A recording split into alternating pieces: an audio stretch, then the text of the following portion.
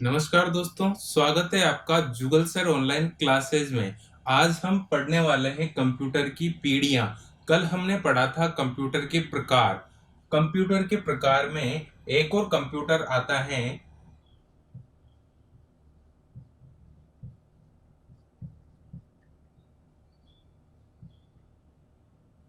Palm top.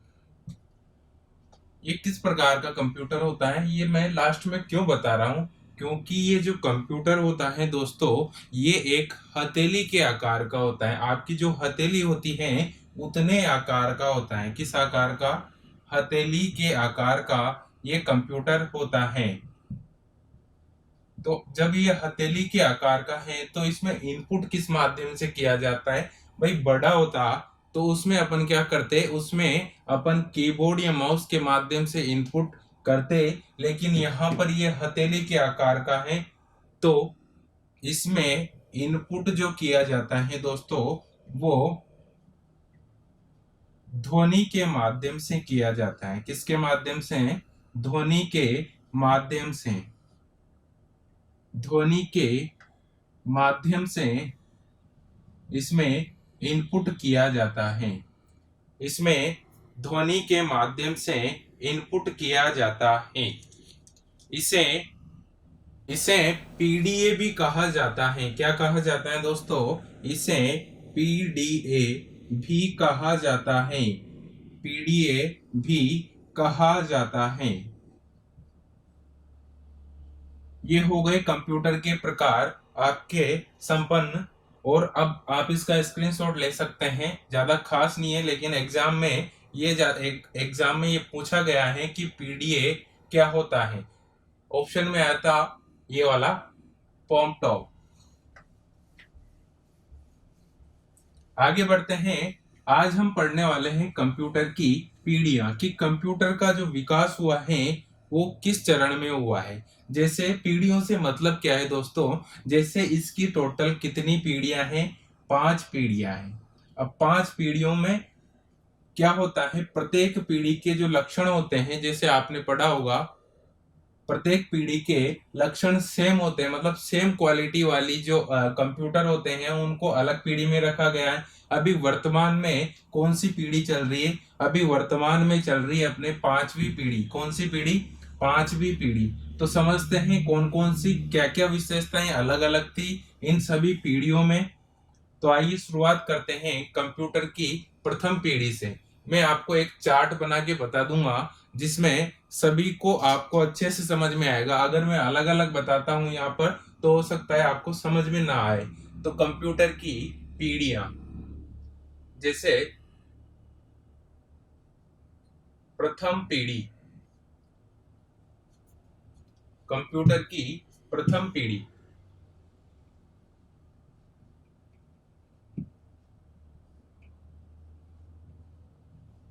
First generation.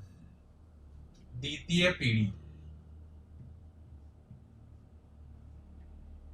Second generation. तृतीय पीढ़ी।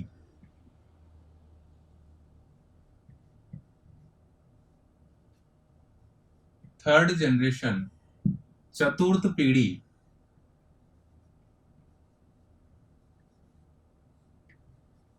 Fourth generation. और लास्ट जो प्रेजेंट टाइम पे है वो है 5वीं पीढ़ी, फिफ्थ जनरेशन। फिफ्थ पीढ़ी, 5वीं पीढ़ी। शॉर्टकट में लिख दिया मैंने। अब बढ़ते हैं आगे, कौन कौन सी विशेषताएं थी। अब सबसे पहले बात कर लेते हैं कि इनके प्रोसेसर के बारे में। जो डाटा प्रोसेसिंग करते थे वो किस अकॉर्डिंग करते थे, किसके माध्यम से करते थे? तो फर्स्ट पीढ़ी में जो डाटा प्रोसेसिंग के लिए यूज किया जाता था वो किसका प्रयोग किया जाता था? यहाँ पर डाटा प्रोसेसिंग। डाटा प्रोसेसिंग के लिए यहाँ पर किसका प्रयोग किया जाता था दोस्तों? यहाँ पर किया जाता था वैक्यूम ट्यूब का, निर्वात नलिका का। निर्वात नली, वैक्यूम ट्यूब जिसे कहते हैं, वैक्यूम ट्यूब, इसका प्रयोग किया जाता था किसके लिए? डाटा प्रोसेसिंग के लिए। डाटा प्रोसेसिंग के लिए किसका प्रयोग किया जाता था? यहाँ पर निर्वात नलिका या वैक्यूम ट्यूब का प्रयोग किया जाता था। सेकंड जनरेशन में फिर क्या हुआ? फिर आया ट्रांजिस्टर। क्या आया दोस्तों? ट्रांजिस्टर। आपने अच्छी तरह पढ़ रखा होगा ट्रांजिस्टर क्या होता है। फिर आया ट्रांजिस्टर। द्वितीय पीढ़ी में क्या आया दोस्तों? ट्रांजिस्टर आया। और फिर तृतीय पीढ़ी में डाटा प्रोसेसिंग के लिए किसका प्रयोग किया जाने लगा? ये जो ट्रांजिस्टर थे ये छोटे हल्के ट्रांजिस्टर थे। छोटे हल्के ट्रांजिस्टर थे। कौन से? छोटे हल्के ट्रांजिस्टर थे। और तृतीय पीढ़ी में फिर किसका डाटा प्रोसेसिंग के लिए किसका उपयोग किया जाने लगा? तृतीय पीढ़ी में प्रयोग किया जाने लगा आईसी का। किसका? आईसी का। आईसी की फुल फॉर्म क्या होती है दोस्तों? यहाँ पर आईसी की फुल फॉर्म होती है इंटीग्रेटेड सर्किट। इंटीग्रेटेड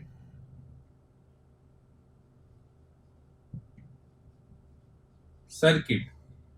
आईसी की फुल फॉर्म आपको एग्जाम में फुल फॉर्म का एक क्वेश्चन देखने को मिल जाएगा, तो आपको ये फुल फॉर्म ध्यान रखनी है। जब भी मैं पढ़ाता हूँ साथ में फुल फॉर्म भी बताता हूँ। तो यहाँ पर किसका प्रयोग किया जाने लगा? आईसी का। प्रथम पीढ़ी में वैक्यूम ट्यूब, द्वितीय में छोटे हल्के ट्रांजिस्टर का, और तृतीय पीढ़ी में आईसी का प्रयोग किया जाने लगा। आईसी को और क्या बोलते हैं कि आईसी के साथ में किसका प्रयोग किया जाने लगा? जैसे M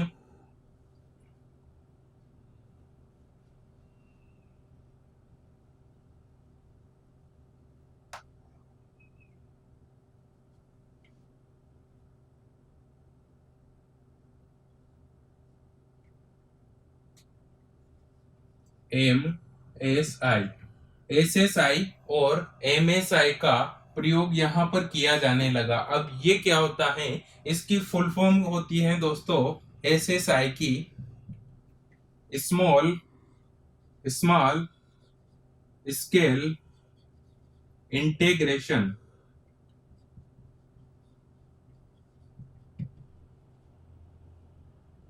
small scale integration.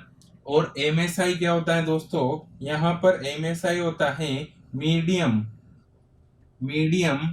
Scale integration. Medium scale integration MSI. तो यहाँ पर आईसी फर्स्ट में तो वैक्यूम ट्यूब हो गया, दूसरे में ट्रांजिस्टर हो गया, तीसरे में आईसी हो गया। आईसी किस प्रकार की थी? ये स्मॉल और मीडियम में थी। तो मीडियम स्केल इंटीग्रेशन और स्मॉल स्केल इंटीग्रेशन का यहाँ पर प्रयोग किया जाने लगा। चतुर्थ पीढ़ी में किसका प्रयोग किया जाने लगा? यहाँ पर प्रयोग किया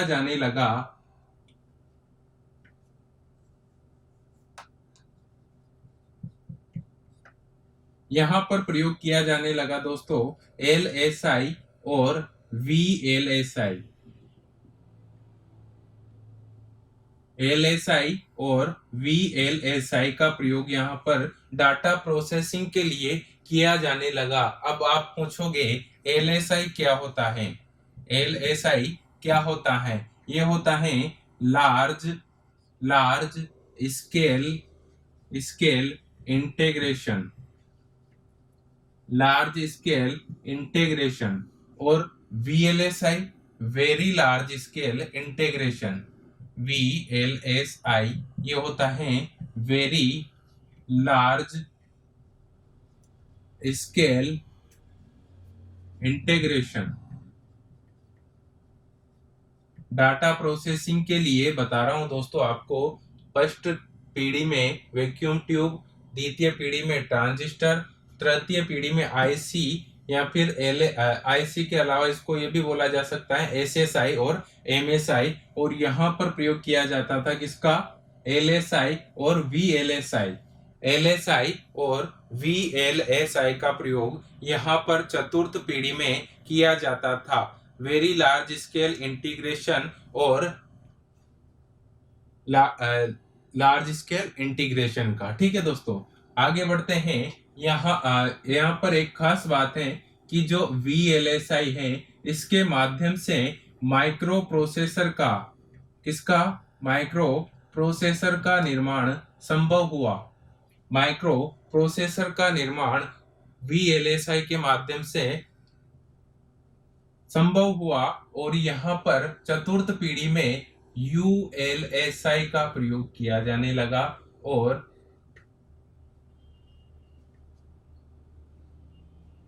GSI का प्रयोग यहाँ पर किया जाने लगा। ULSI क्या होता है दोस्तों? ULSI क्या होता है? ULSI ये होता है अल्ट्रा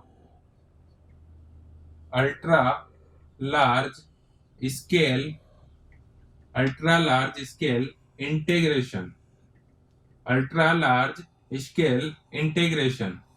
अब देखो दोस्तों, बात क्या है कि स्टार्टिंग में वैक्यूम ट्यूब आया, फिर ट्रांजिस्टर आया, तृतीय पीढ़ी में IC या SSI MSI आया, फिर LSI VLSI आया, फिर उसके बाद में ULSI और GSI आया। अब ULSI तो बता दिया, अल्ट्रा लार्ज स्केल इंटीग्रेशन। और GSI क्या होता है? GSI क्या होता है दोस्तों? GSI क्या होता है? ये होता है giant scale integration. Giant scale integration. अब जैसे जैसे ये डाटा प्रोसेसिंग के लिए इनका यूज किया जाने लगा, टेक्नोलॉजी के अकॉर्डिंग धीरे धीरे इनकी साइज भी छोटी होती गई, और जो स्पीड है, देखो यहाँ पर SSI स्मॉल स्केल इंटीग्रेशन का यूज किया जाता था, या फिर लार्ज हुआ, फिर उसके बाद में वेरी लार्ज हुआ, फिर अल्ट्रा लार्ज हो गया। मतलब स्पीड तो कंप्यूटर की बढ़ने वाली है दोस्तों। और यहाँ पर जो आकार था दोस्तों कंप्यूटर का, वो एक कमरे के आकार का कंप्यूटर हुआ करता था। लेकिन जैसे जैसे ये आगे बढ़ता गया, पीढ़ी दर पीढ़ी इसका विकास होता गया। जैसे कोई भी जीव जंतु होता है, उसका पीढ़ी दर पीढ़ी विकास होता जाता है, सेम वैसे ही इसमें हुआ है। इसमें पीढ़ी दर पीढ़ी विकास होता गया, और डाटा प्रोसेसिंग के लिए आज अपन एडवांस टेक्नोलॉजी का यूज कर रहे हैं। आगे बढ़ते हैं, आप इनका स्क्रीनशॉट ले लीजिएगा। ये डाटा प्रोसेसिंग के लिए मैंने बताया है, ठीक है। आपने इसका स्क्रीनशॉट ले लिया होगा दोस्तों। अब इसको मैं मिटा देता हूं।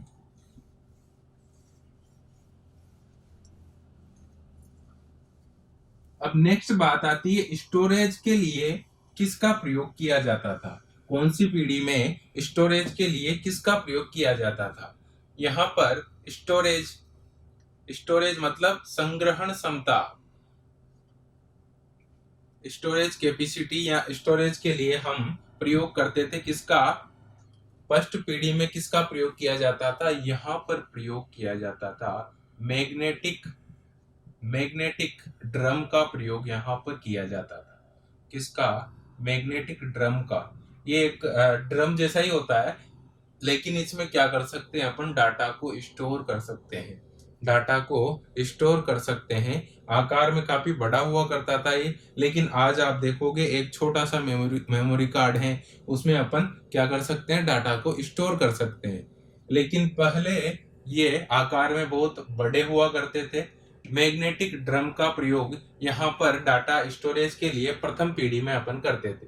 द्वितीय पीढ़ी में हम किसका प्रयोग करते थे?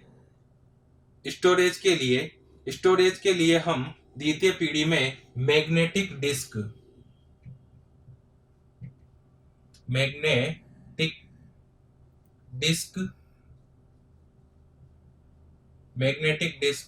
अथवा मैग्नेटिक टेप का प्रयोग यहाँ पर करते थे।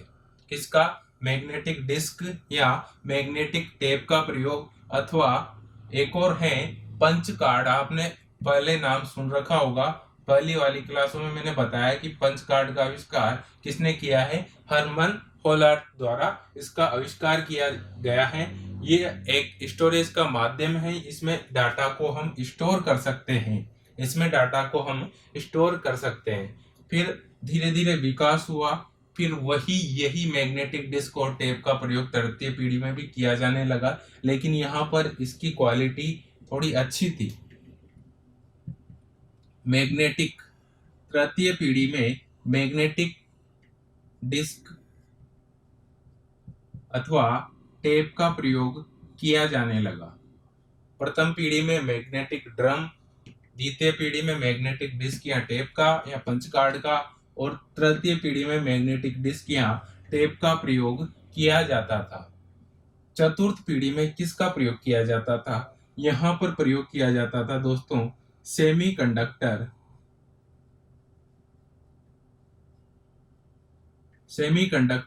मेमोरी का। सेमीकंडक्टर मेमोरी मतलब अर्धचालक मेमोरी का यहाँ पर प्रयोग किया जाने लगा। किसके स्थान पर? मैग्नेटिक डिस्क के स्थान पर सेमीकंडक्टर मेमोरी का प्रयोग यहाँ पर किया जाने लगा। फिर आती है अपनी वर्तमान वाली पीढ़ी। वर्तमान वाली पीढ़ी में किसका प्रयोग किया जाता था? यहाँ पर अभी किसका प्रयोग किया जाता है? आप सीडी का प्रयोग करते हैं, डीवीडी का प्रयोग करते हैं, कंप्यूटर में हम अपन हार्ड डिस्क का प्रयोग करते हैं। किसका? हार्ड डिस्क का प्रयोग यहाँ पर अपन करते हैं। किस किस का स्टार्टिंग में देख लेते हैं। मैग्नेटिक ड्रम, मैग्नेटिक डिस्क या टेप। तृतीय पीढ़ी में मैग्नेटिक डिस्क या टेप, ये दोनों सेम है। यहाँ पर सेमीकंडक्टर मेमोरी आ जाती है और यहाँ पर जो वर्तमान में अपन डाटा स्टोरेज के लिए यूज करते हैं वो आ जाते हैं। ठीक है दोस्तों, यहाँ तक आपको समझ में आया होगा। अगर आपको ये समझ में आ रहा है तो आप इसे लाइक कीजिए, चैनल को शेयर कीजिएगा, वीडियो को भी शेयर कीजिएगा। और अब बात करते हैं दोस्तों, ये प्रथम पीढ़ी, द्वितीय पीढ़ी, तृतीय पीढ़ी और चतुर्थ पीढ़ी और पंचम पीढ़ी ये कब आई थी? बात करते हैं इसकी शुरुआत। ये स्टार्टिंग में बताना चाहिए था, चलो कोई ना। 1942 1942 से 1955 तक प्रथम पीढ़ी थी। 1942 से 1955 तक प्रथम पीढ़ी। और लेकिन एग्जाम में यहाँ से कभी भी प्रश्न नहीं पूछा जाता कि प्रथम पीढ़ी, द्वितीय पीढ़ी, और कोई सी भी आप बुक उठा के देखोगे सभी में अलग अलग मिलेगा आपको ये। ठीक है, बस एग्जाम में ये पूछा जा सकता है कि इसकी शुरुआत कब हुई थी, इसकी फर्स्ट और लास्ट में से पूछा जा सकता है। लेकिन मैं जानकारी के लिए आपको बता देता हूँ, प्रथम पीढ़ी 1942 से 55 तक। द्वितीय पीढ़ी आती है 1956 से 1964 तक। तृतीय पीढ़ी आती है 1965 से 1975 तक। और चतुर्थ पीढ़ी आती है 1976 से 1987 तक। और पंचम पीढ़ी वर्तमान में, प्रेजेंट।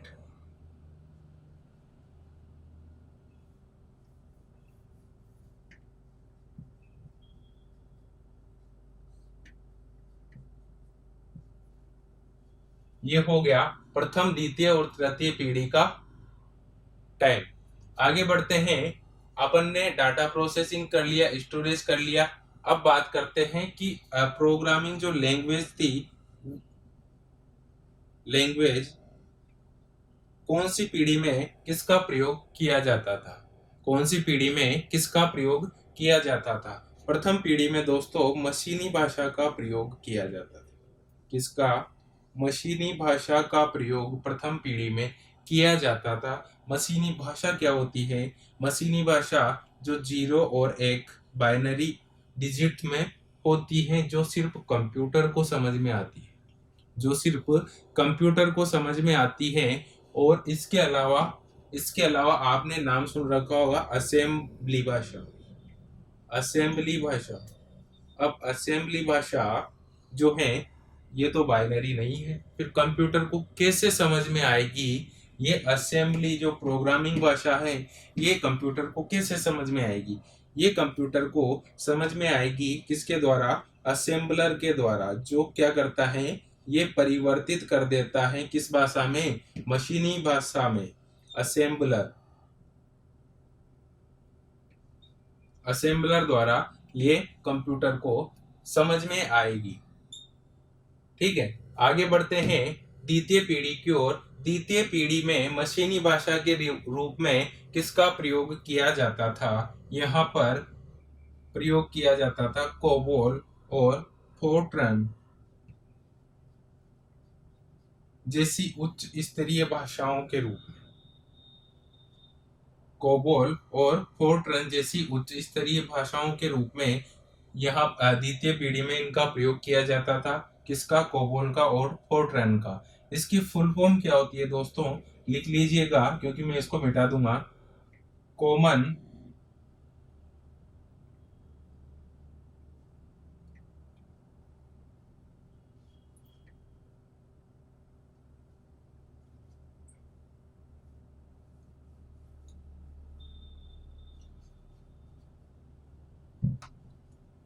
इसकी फुल फॉर्म होती है दोस्तों, क्या होती है? Common business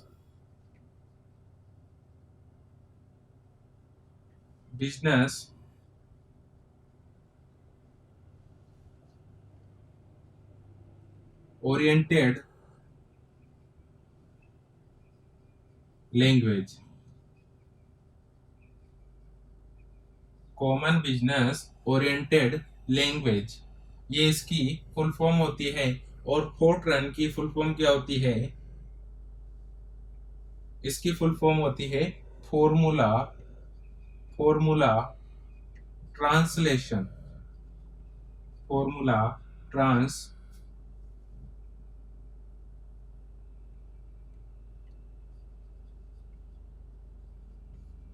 formula translation. COBOL की कॉमन बिजनेस ओरिएंटेड लैंग्वेज और फोर्ट्रन फॉर्मूला ट्रांसलेशन। ठीक है दोस्तों, आगे बढ़ते हैं तृतीय पीढ़ी की ओर। तृतीय पीढ़ी में कौन सी देखो, ये जो भाषा थी ये निम्न स्तरीय भाषा है और ये उच्च स्तरीय भाषा है।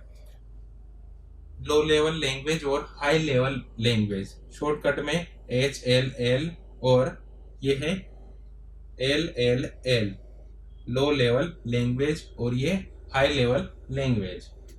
ठीक है, आगे बढ़ते हैं तृतीय पीढ़ी की ओर। यहाँ पर किसका प्रयोग किया जाता था? फोर्ट्रन 4 और पास्कल बेसिक जैसी उच्च स्तरीय पास्कल बेसिक जैसी उच्च स्तरीय भाषाओं का प्रयोग तृतीय पीढ़ी में किया जाता था। तृतीय पीढ़ी में फोर्ट्रन 4 और पास्कल बेसिक जैसी उच्च स्तरीय भाषाओं का प्रयोग किया जाता था।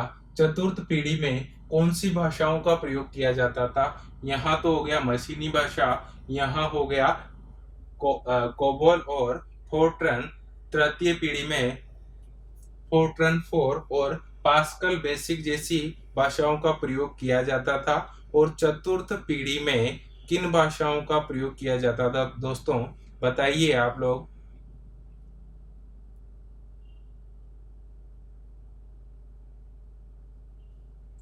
आपने नाम सुन रखा होगा दोस्तों, कहीं पे भी आप देखते हो तो वहां पर सिखाने के लिए होता है C और C++ लैंग्वेज। जावा, जावा तो यहाँ पर आती है जावा और .NET, जावा और .NET VB,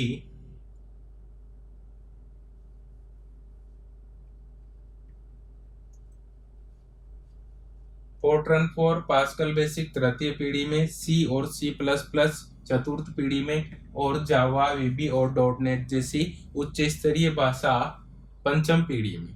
ये सब उच्च स्तरीय भाषा है, यहाँ से लेकर एंड तक उच्च स्तरीय भाषा है। ठीक है, आगे बढ़ते हैं। अब लैंग्वेज हो गया, स्टोरेज हो गया और डाटा प्रोसेसिंग हो गया। अब आगे बढ़ते हैं कि और क्या खास बात होती थी। इस पीढ़ी में कंप्यूटर काफी बड़ा हुआ करता था, तो प्रोसेसिंग के लिए इलेक्ट्रिसिटी और ये सब ज्यादा खर्च हुआ करते थे और ये जल्दी गर्म भी हो जाता था। इसलिए यहाँ पर AC का प्रयोग किया जाता था, एयर कंडीशनर का प्रयोग यहाँ पर किया जाता था। आगे बढ़ते हैं, इंटरनेट का आविष्कार कौन सी पीढ़ी में हुआ था दोस्तों? आप बताइए, इंटरनेट की शुरुआत कहाँ पर हुई थी, कौन सी पीढ़ी में हुई थी। इंटरनेट के पहले मैं आपको बता देता हूँ, जो रैम होती है दोस्तों, रैंडम एक्सेस मेमोरी, यहाँ से रैम का प्रारंभ हुआ। जैसे रैम वगैरह ये स्टोरेज के लिए मैग्नेटिक डिस्क का यूज किया जाने लगा, तो धीरे धीरे पीढ़ी दर पीढ़ी इनमें स्टोरेज कैपेसिटी अधिक हुई और इनकी स्पीड भी अधिक हुई। रैम का प्रयोग यहाँ पर तृतीय पीढ़ी में किया जाने लगा। ठीक है दोस्तों, आगे बढ़ते हैं। चतुर्थ पीढ़ी में और क्या हुआ। चतुर्थ पीढ़ी में भी रैम का प्रयोग किया, अभी भी होता है रैम का प्रयोग, लेकिन चतुर्थ पीढ़ी में रैम थोड़ी बढ़ा दी गई थी। क्या हुआ था, रैम की कैपेसिटी जो है वो बढ़ा दी गई थी और यहाँ पर थोड़ी कम थी। और आज तो आप देखते ही हो कितनी रैम के आपको स्मार्टफोन मिल जाएंगे, कंप्यूटर्स मिल जाएंगे। ठीक है, इंटरनेट की बात कर रहा था मैं, तो इंटरनेट का आविष्कार कौन सी पीढ़ी में हुआ था, आप लोग बताइए। इंटरनेट का आविष्कार चतुर्थ पीढ़ी में हुआ था। चतुर्थ पीढ़ी में हम कंप्यूटर में इंटरनेट का यूज करने लग गए थे। कैसे, आपस में कंप्यूटर्स को जोड़कर हमने एक नेटवर्क बनाया। क्या बनाया दोस्तों, नेटवर्क। कंप्यूटर्स को आपस में जोड़कर अपन ने बनाया नेटवर्क और फिर यही आगे चलकर इंटरनेट बना। ठीक है, तो इंटरनेट का प्रयोग यहाँ पर किया जाने लगा। आगे बढ़ते हैं। यहाँ पर क्या खास हुआ, पंचम पीढ़ी में और क्या हुआ दोस्तों, पांचवी पीढ़ी में और क्या हुआ। यहाँ पर भी इंटरनेट के अलावा www और ईमेल जैसी सेवाओं का प्रारंभ हुआ। ईमेल जैसी सेवाओं का प्रारंभ पंचम पीढ़ी में आपको देखने को मिलेगा। तृतीय पीढ़ी में चतुर्थ पीढ़ी में इंटरनेट आ गया था और यहाँ पर पंचम पीढ़ी में इंटरनेट के साथ साथ www, world wide web, email, electronic mail, ये सब यहाँ पर प्रयोग में लिए जाने लगे। ठीक है दोस्तों, तो ये है आपका कंप्यूटर की पीढ़ियां और इसमें एआई का भी विकास हुआ। एआई क्या होता है, यहाँ पर एआई का विकास हुआ। एआई क्या होता है दोस्तों, एआई होता है artificial intelligence. AI artificial intelligence. अब ये क्या होता है, जैसे आज सबके पास स्मार्टफोन है, प्रत्येक स्मार्टफोन में आपको पीछे की साइड या फ्रंट में या आजकल लेफ्ट साइड में भी एक सिस्टम देखने को मिलता है, वो है फिंगरप्रिंट का। किसका, फिंगरप्रिंट का। वो जो टेक्नोलॉजी उसमें इस्तेमाल की गई है वो आर्टिफिशियल इंटेलिजेंस है। जैसे आर्टिफिशियल इंटेलिजेंस में क्या होता है दोस्तों, इसमें सिर्फ वो ये वही काम करता है जो उसमें प्रोग्राम सेट किए जाते हैं। इसमें जो प्रोग्राम सेट किए जाते हैं ये वही काम करता है। जैसे आप देखोगे जो रोबोट होते थे, जो रोबोट होते हैं वो भी इसी पर काम करते हैं। रोबोट से अपन बोलते हैं कि ये काम किया जाए तो वो वही करता है, क्योंकि उसमें क्या है, प्रोग्रामिंग सेट है। ये सब आर्टिफिशियल इंटेलिजेंस है, हिंदी में कहते हैं कृत्रिम बुद्धिमत्ता। इसकी फुल फॉर्म यहाँ पर लिख देता हूं मैं, एआई, आर्टिफिशियल इंटेलिजेंस, कृत्रिम बुद्धिमत्ता, एआई। पंचम पीढ़ी में एआई का विकास हुआ। वर्तमान में हम इतनी टेक्नोलॉजी हो चुकी है कि अपन सबसे बेस्ट कंप्यूटर भी अपन बना चुके हैं। देखो, सुपर कंप्यूटर आपने नाम सुना है, वो सब किस पीढ़ी में आते हैं, Pentium PC, super computer, notebook, ये सब इसी पीढ़ी में आते हैं। और यहाँ पर पीसी, वहां पर भी आता है पीसी। ठीक है, तो ये सब अब एग्जाम्पल देख लेते हैं। कि कौन कौन से एग्जाम्पल इसके अंदर आते हैं, कौन कौन से एग्जाम्पल इसके अंदर आते हैं। मतलब एग्जाम में पूछा जा सकता है कि ये किस पीढ़ी का कंप्यूटर है, यह किस पीढ़ी का कंप्यूटर है। ये स्टार्टिंग के जो है प्रथम और द्वितीय पीढ़ी, यहाँ पर ये सिर्फ अपने काम के नहीं हुआ करते थे, लेकिन दोस्तों मैं बता देता हूँ आपको, ये कंप्यूटर आकार में काफी बड़ा हुआ करता था।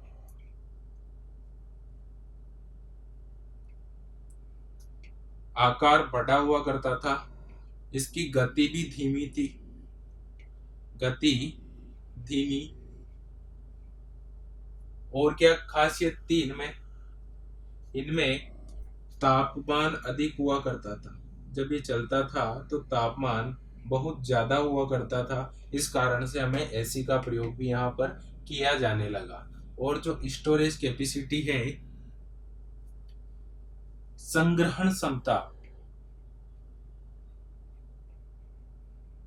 संग्रहण क्षमता सबसे कम हुआ करती थी इसकी, संग्रहण क्षमता सबसे कम। यहाँ पर जैसे ही अपन आगे बढ़े तो आकार थोड़ा कम हुआ, किसकी अपेक्षा, प्रथम पीढ़ी की अपेक्षा। गति में, इसकी गति में थोड़ा इंक्रीमेंट हुआ, ठीक है, गति थोड़ी बढ़ी। और संग्रहण क्षमता, संग्रहण क्षमता प्रथम पीढ़ी की अपेक्षा अधिक हुई। ये जो एरो लगा रहा हूं इसका मतलब अधिक हुई, किसके अपेक्षा, इसके पहले वाली पीढ़ी की अपेक्षा। आकार छोटा हुआ, गति अधिक हुई और संग्रहण क्षमता भी अधिक हुई। सेम जैसे जैसे अपन आगे बढ़ते जाएंगे सभी में यही है कि आकार छोटा होता जाएगा और गति बढ़ती जाएगी और संग्रहण क्षमता भी इसकी बढ़ती जाएगी। ठीक है दोस्तों, यहाँ पर और यहाँ पर तीनों जगह सेम है ये। ठीक है, आगे बढ़ते हैं। और क्या खास बात है इनमें कि ये जो प्रथम और द्वितीय पीढ़ी है दोस्तों, ये सभी के लिए नहीं था। और जो तृतीय पीढ़ी है, तृतीय पीढ़ी, इसका प्रयोग हम करने लगे airline reservation,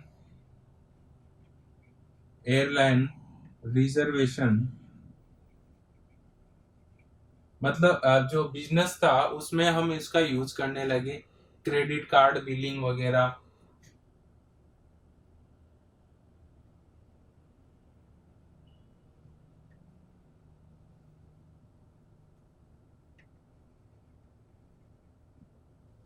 credit card billing, इन सब में इनका प्रयोग किया जाने लगा।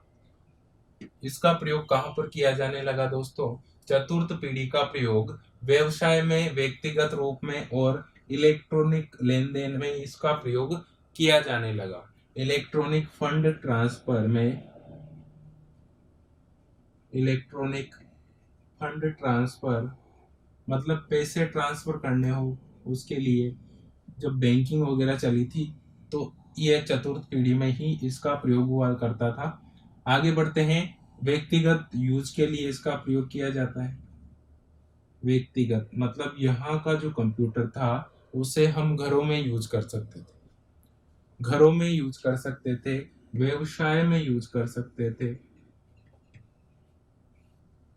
व्यवसाय में इसे यूज किया जा सकता था। और इस पीढ़ी के कंप्यूटर भी हम सेम व्यवसाय में, बिजनेस में, व्यवसाय में, घरों में, इन सब में हम इसका यूज कर सकते थे।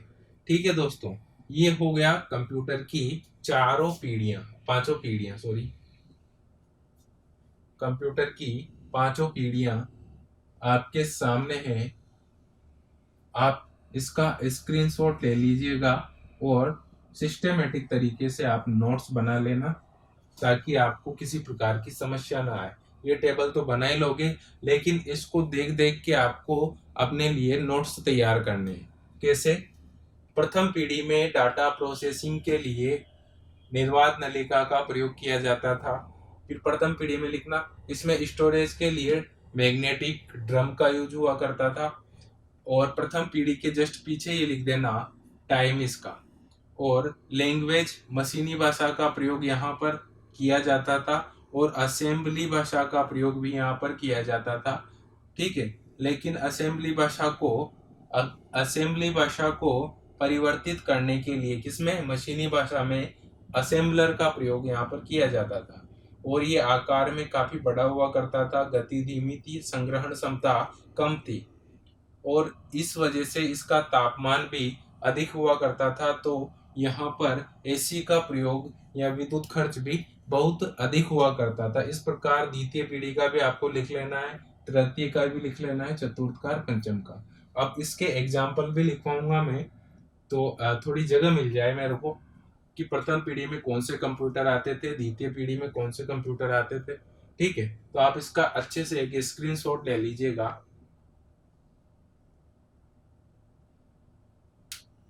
आपने स्क्रीनशॉट ले लिया होगा दोस्तों, तो फर्स्ट जो डाटा प्रोसेसिंग है मैं इसको मिटा देता हूं।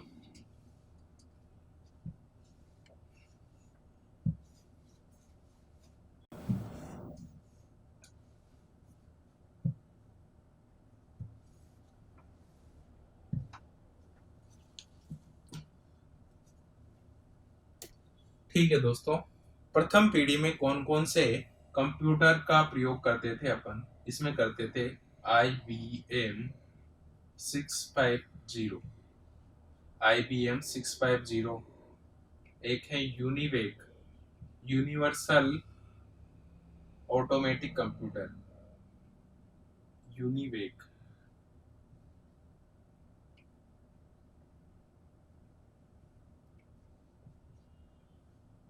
नेक्स्ट आता है एनिएक।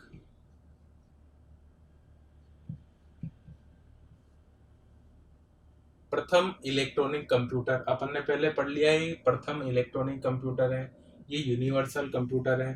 ठीक है, ये प्रथम पीढ़ी के कंप्यूटर थे। इसके अलावा और कौन से थे दोस्तों,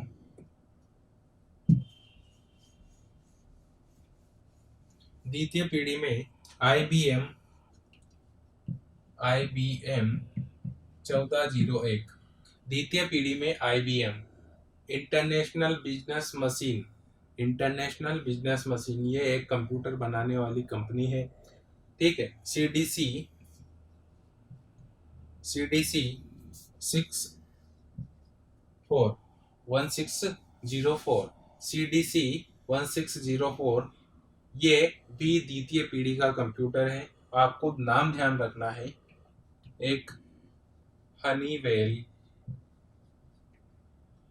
200, हनीवेल 200 द्वितीय पीढ़ी का कंप्यूटर। तृतीय पीढ़ी के कंप्यूटर में और कौन सा आता है दोस्तों, तृतीय पीढ़ी के कंप्यूटर में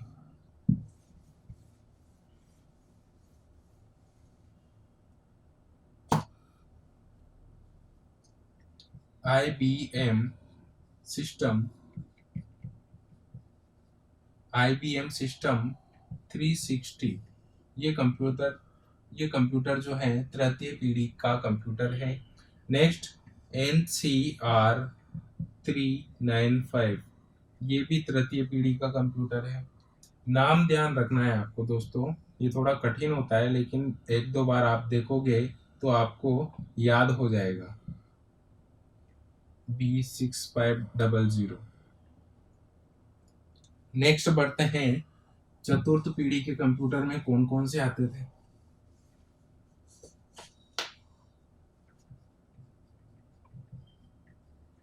वेक्स 9000, 9000, वेक्स 9000, एप्पल सेकंड और IBM PC XT, IBM PC XT। और कौन से हैं, और जो आपने पढ़ा था क्राई फर्स्ट, क्राई सेकंड, ये चतुर्थ पीढ़ी के कंप्यूटर है। पंचम पीढ़ी के कंप्यूटर में कौन कौन से आते हैं, पंचम पीढ़ी के कंप्यूटर में IBM नोटबुक,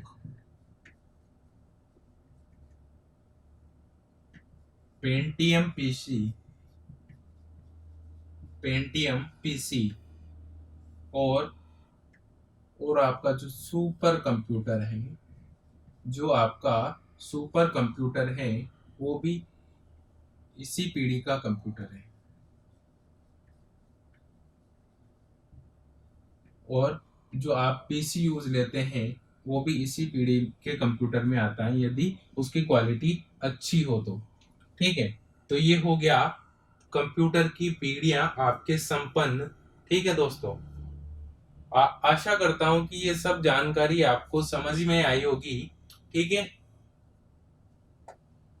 ठीक है दोस्तों, आशा करता हूं कि ये जानकारी आपको समझ में आई होगी। और अगर थोड़ा प्रॉब्लम आ रही है तो आप वीडियो को दोबारा देख लीजिएगा, क्योंकि मैंने अच्छे से समझाया एक एक चीज। प्रथम पीढ़ी में डाटा प्रोसेसिंग के लिए किसका प्रयोग, निर्वात नलिका, फिर ट्रांजिस्टर, फिर आईसी, फिर वीएलएसआई, एलएसआई, फिर यूएलएसआई।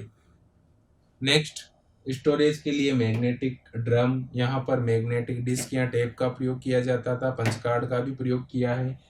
यहाँ पर पंच कार्ड का प्रयोग यहाँ पर नहीं किया जाता था, यहाँ पर मैग्नेटिक डिस्क या टेप का प्रयोग किया जाता था। यहाँ पर सेमीकंडक्टर मेमोरी, यहाँ पर सीडी, हार्ड डिस्क वगैरह इन सब का प्रयोग किया जाता था। यहाँ पर मशीनी भाषा का प्रयोग करते थे। यहाँ पर कोबोल, फोर्ट्रन या फोर्ट्रन 4 या पास्कल बेसिक जैसी भाषाओं का तृतीय पीढ़ी में।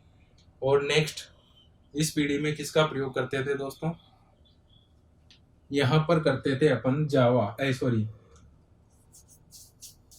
इस पीढ़ी में अपन कौन सी प्रोग्रामिंग भाषाओं का प्रयोग करते थे दोस्तों। पंचम पीढ़ी में तो अपन जावा और डॉटनेट, यहाँ पर करते थे अपन सी और सी प्लस प्लस। ध्यान रखना है, सी और सी प्लस प्लस लैंग्वेज का प्रयोग यहाँ पर अपन करते थे।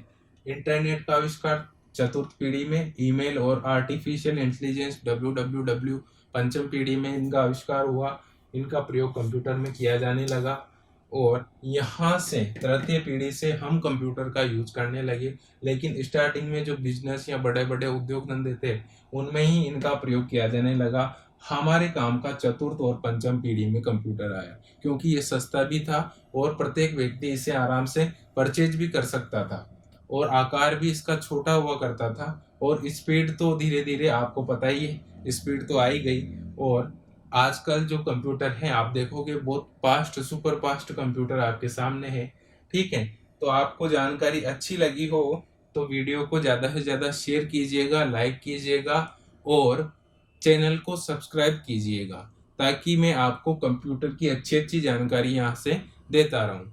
आज के लिए इतना ही। जय हिंद, जय भारत, वंदे मातरम।